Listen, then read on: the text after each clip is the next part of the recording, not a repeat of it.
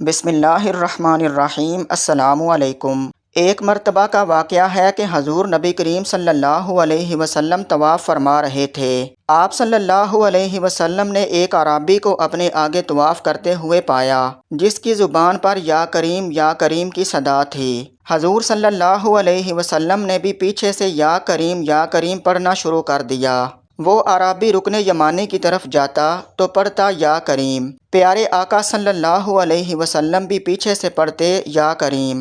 وہ اعرابی جس سمت بھی رخ کرتا اور پڑھتا یا کریم تو حضور صلی اللہ علیہ وسلم بھی اس کی آواز سے آواز ملاتے ہوئے یا کریم پڑھتے۔ اعرابی نے تاجدار کائنات صلی اللہ علیہ وسلم کی طرف دیکھا اور کہا کہ اے روشن چہرے والے، اے حسین قد والے، اللہ کی قسم اگر آپ کا چہرہ اتنا روشن اور عمدہ قد نہ ہوتا تو آپ کی شکایت اپنے محبوب نبی کریم صلی اللہ علیہ وسلم کی بارگاہ میں ضرور کرتا کہ آپ میرا مذاق اڑاتے ہیں۔ سرکار دو عالم صلی اللہ علیہ وسلم مسکرائے اور فرمایا کہ کیا تو اپنے نبی کو پہچانتا ہے؟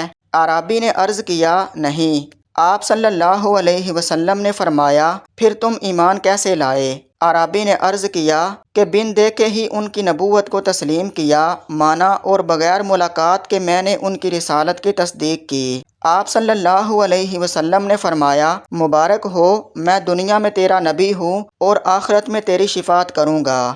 یہ سنتے ہی وہ اعرابی حضور صلی اللہ علیہ وسلم کے قدموں میں گرا اور بوسے دینے لگا۔ آپ صلی اللہ علیہ وسلم نے فرمایا میرے ساتھ وہ معاملہ نہ کر جو اجمی لوگ اپنے بادشاہوں کے ساتھ کرتے ہیں۔ اللہ نے مجھے متکبر اور جابر بنا کر نہیں بھیجا، بلکہ اللہ نے مجھے بشیر و نذیر بنا کر بھیجا ہے۔ راوی کہتے ہیں کہ اتنے میں جبرائیل علیہ السلام آئے اور عرض کیا کہ اللہ تعالیٰ نے آپ صلی اللہ علیہ وسلم کو سلام بھیجا ہے اور فرماتا ہے کہ اس اعرابی کو بتا دیں کہ ہم اس کا حساب لیں گے۔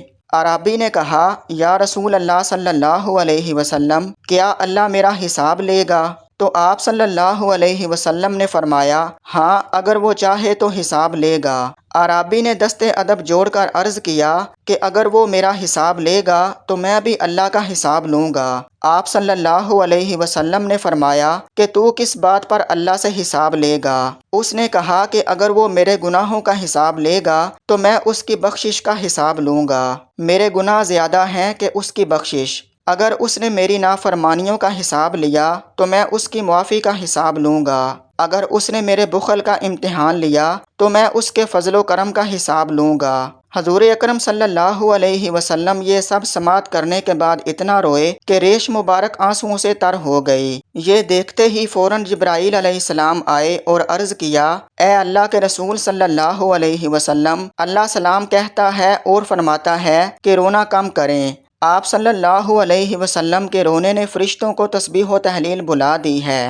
اپنے امتی کو کہیں کہ نہ وہ ہمارا حساب لے نہ ہم اس کا حساب لیں گے، اور اس کو خوشخبری سنا دیں کہ یہ جنت میں آپ صلی اللہ علیہ وسلم کا ساتھی ہوگا۔